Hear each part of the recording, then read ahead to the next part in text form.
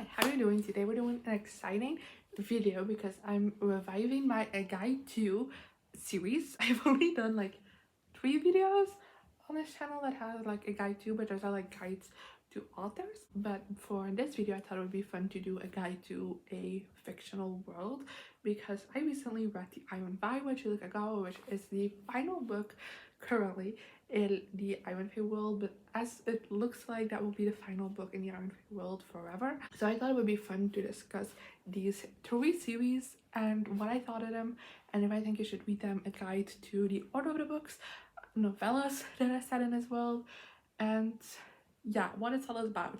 So this video will be a guide to the Ironfall world by Julie Kakawa. It will be entirely spoiler free, so don't you worry about a thing. Let's just begin. So I'm starting off with an overall synopsis. This is the synopsis of the first series because of course I don't want to spoil anything, but in the first book of the first series we follow Megan, whose life has kind of been a bit chaotic and not right since her father disappeared when she was 6 years old.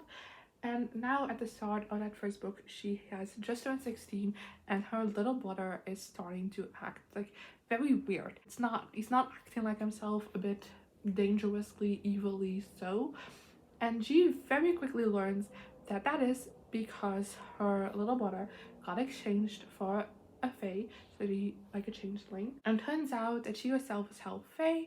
Her father biologically is actually the fairy king of the summer court, and her best friend is a fae who was sent by her father to like look over her whole life and kind of like protect her. So you know, a lot happens in one day. So of course Megan decides to go into the fairy world together with her best friend Puck to try and find her brother, and as she's doing that she kind of lands in the middle of the start of a fairy war. So yeah, like I said, that's the basic synopsis for the Ironfall series, which is the first series set in this world.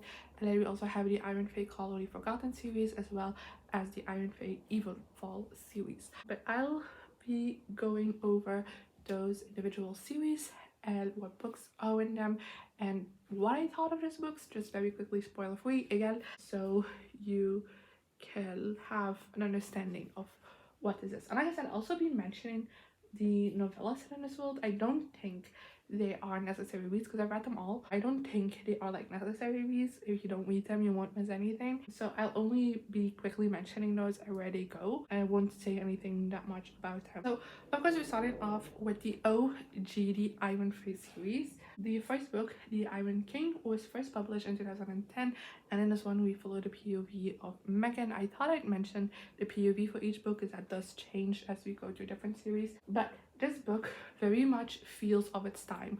And then I don't mean so because I feel like oftentimes when people say that, it's in like the language and in the jokes, and like yes, a little bit, but it's not outdated jokes that make it feel like it's from the 2010s, but just YA fantasy was a very different landscape back then than it is now. And if you are like a YA fantasy reader now and don't like that landscape, you won't like this book because it very much just like fits into that and fills all those tropes that were there back in the day and let me have maybe let go of a little bit now. Just a heads up, I do still think, because again I don't think, from when I read this book, which is a couple of years ago to be fair, I don't think like the language or like jokes or stuff are outdated, so that way it's not bad. The first book, so this one, felt very basic to me, but I could tell that underneath kind of like that basic storyline was a very interesting world. And I felt like in this first book we've only scraped the tip of the iceberg, and I was very excited to keep reading and like just learn more, which I highly recommend. I do think that Megan is a very annoying main character, but in a way that was again staple of fantasy at the time. Same with a love triangle that isn't really a love triangle, and there is a lot of insta love in this whole world just in general. Those are my thoughts on the first book. After book 1 we actually get our first novella, which is Winter's Passage, which was also published in 2010 and has Megan for POV. Then the second book is The Iron Daughter, which was published in 2010 and again has Megan for POV. This one I like much more than the first one. I thought it was a fun, quick and addicting read, which are qualities that go for like all of the Iron Fey books, just like in general. Even if I don't like them, I always have fun with them. They're very quick reads and they're very addictive reads. I really started loving the characters in this book. Megan still hadn't grown on me, which Megan takes a while to grow on me. And I also surprisingly got invested in the romance in this book because I was so in love in the first one. I thought I wasn't gonna really get on board with it, but I really did from this book onwards. Then book 3 is The Iron Queen, which was first published in 2011 and again has Megan for a POV. And in this book especially, that got on my nerves. I just feel like this one got me the most frustrated with her. Just like her actions and like everything. I was just so mad about most of this book. I therefore also just didn't really care for much that happened in this book because I was just so fed up with Megan that like something happened to her. I was like, that's your own fault, you know? I did not give a shit. But then also on the other side, I feel like not a whole lot happened in this book until the very end. But the ending was fantastic though. And then we have another novella, Summer's Crossing, which was published in 2011 and has a Puck POV, so like a little bit of change of pace. And then the last full book for the Iron Fey series is The Iron Knight, which was published in 2011 and has a dual POV, the only book with dual POV of Megan and Ash. I don't think this book needed two POVs because I don't think, especially in Megan's POV, there was enough story to have to be included, you know? And because we were constantly switching back and forth, I feel like I couldn't properly get invested in Ash's storyline, which there actually was a storyline, and therefore I just tended to feel bored throughout most of this book. We do get a bigger cast of characters. Some of the characters that kind of only join for parts of the journey in previous books are along for the entire ride in this one, plus some new ones get introduced, and I really think this series is best when it lets an ensemble come together, and I really loved that part of this book. I do think this book had a very different vibe from the first two because it is so dual perspective, and that also bothered me a little bit. And then lastly, for the Iron Fey series, we have a novella called Iron's Prophecy, which was published in 2012 and has Megan for a POV, and is basically kind of like a prelude to the next series, but like all the information mentioned in this will be completely rehashed in that series, so you don't necessarily need to read novella, but it is like a little bridge. Then the next series is the Iron Fey Call of the Forgotten series, and spoiler alert, this one is my favorite of the three. The first book in this trilogy is The Lost Prince, which was the original title, but I've seen more recent publications also sometimes publish this under the Iron Prince, which makes sense because with The Lost Prince, it's the only book title that doesn't have Iron in it. But this book was originally published in 2012, and we follow Ethan in this one, who is the little brother of Megan and who has aged quite a bit. And I really loved Ethan as a main character. Like, he has been aware of Fae like most of his life because of what happened so early on in his life, and he is very familiar with that world while still being an outsider to that world. And because he knows so much about Fae, he also has been training and like is experienced in like fighting, which I thought was very interesting because I feel like a lot of times in YA fantasy still we start with an inexperienced main character, and I liked the switch of pace with Ethan being like very experienced. I thought it was very interesting. And then the love interest, whose name is Kenzie, or full name is Mackenzie, but like they always call her Kenzie. She was a very fun addition to this as well. She's very different from Ethan, and that creates a really fun dynamic there. I also just had a great time with the plot. I just think this first book felt a bit like a setup, which is why I didn't fully love it, but I did enjoy every single element going on. And the next book is The Iron Trader, which came out in 2013 and again has Ethan as a main character. This one, my main problem with it was that the character felt very one-dimensional. I feel like we didn't really get more depth to them after the first book. Like, the first book has like very rudimentary introduction to these characters, and then like, you know, other books in the series are meant to expand on that, and I feel like that didn't happen in this book. But I did think this had a really great story and a very interesting like exploration of aspects of the world. This is so difficult. Zero spoilers, but I all thought that was really interesting, and I had a lot of fun reading it. It was very high stakes and very action packed, which made it just a book to absolutely fly through, which I also did. And then the last for this series is The Iron Warrior, which was published in 2015 and again has Ethan as our main point of view. I think this book was a bit predictable, but still a great conclusion to the series. I liked how it wrapped up everything. I think it expanded on the world in an amazing aspect, and I think that we got a very great depth to the women in the book. Like just like all of the romances in these series, it started out very unsavory, and I just think as the books went on, we just got more depth between them, which is odd because I don't think there is much character depth even by the end. And then we're already delving into the Iron Fae Evenfall series, which is its most recent series and also the concluding series. Currently, it might be that in the future Yurikawa decides to write more, but just with the way the series happened and ended, I think was definitely the last one we're getting. But this series started off with a little novella called Shadows of Legacy, which was published in 2021, and we get Kieran's point of view in this one. Again, this is like a bridge between series, especially because it has been a while since the last book in the Call Me Forgotten series got published and the first book in this series.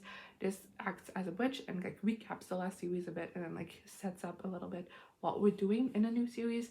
But again, any information that's presented in this one will be presented in the main series, so there's nothing like necessary to read. The only reason why I would recommend this is because it's the only part of the series that is in Kieran's point of view, which I think is a shame because he's an amazing character. So that's why I would recommend this, so you could get to read something from Kieran's point of view. The main book, the first main book in this series, is The Iron Raven, which was published in 2021 and has a point of view from Puck. Like that's the point of view we're getting in this book.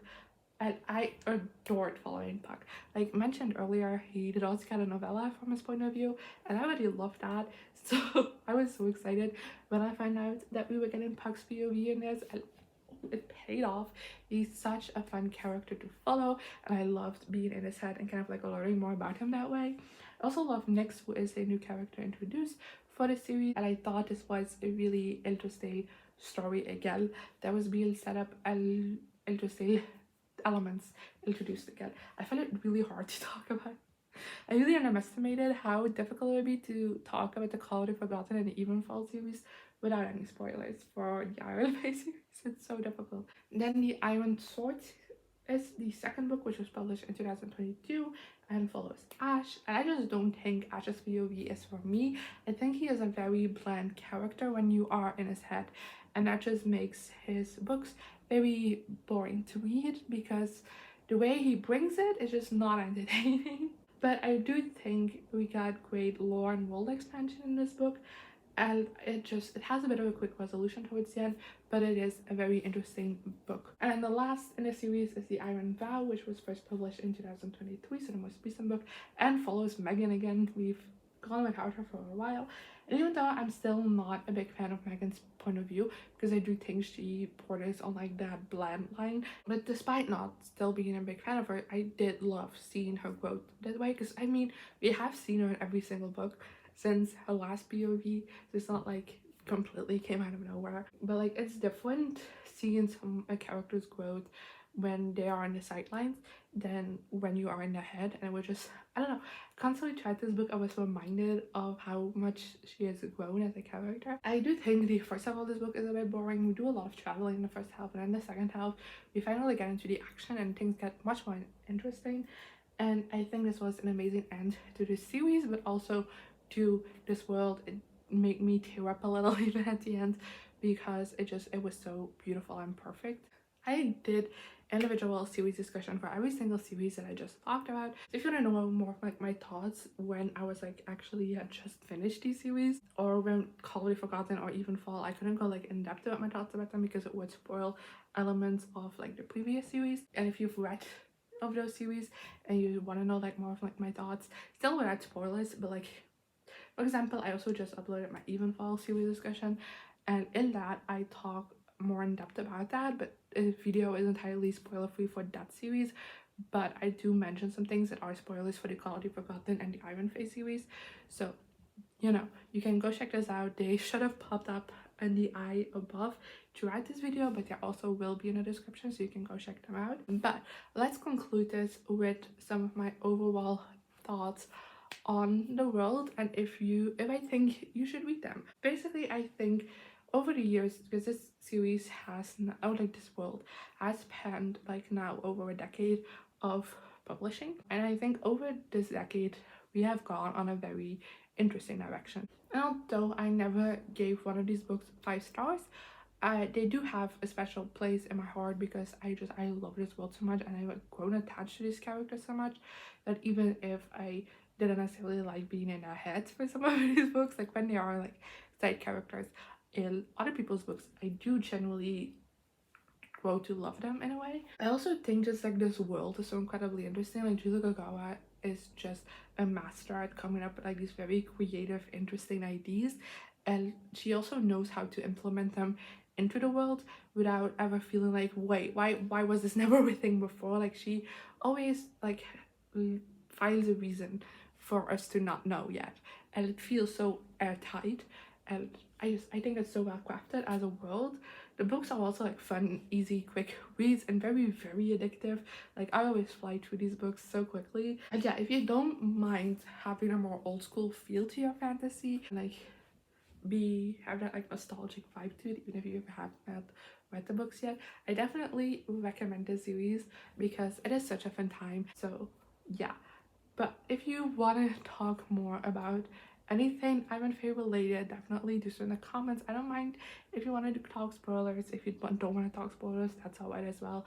I'll talk with you anyway. But if you want to talk spoilers, just leave a spoiler warning at the top of your comment.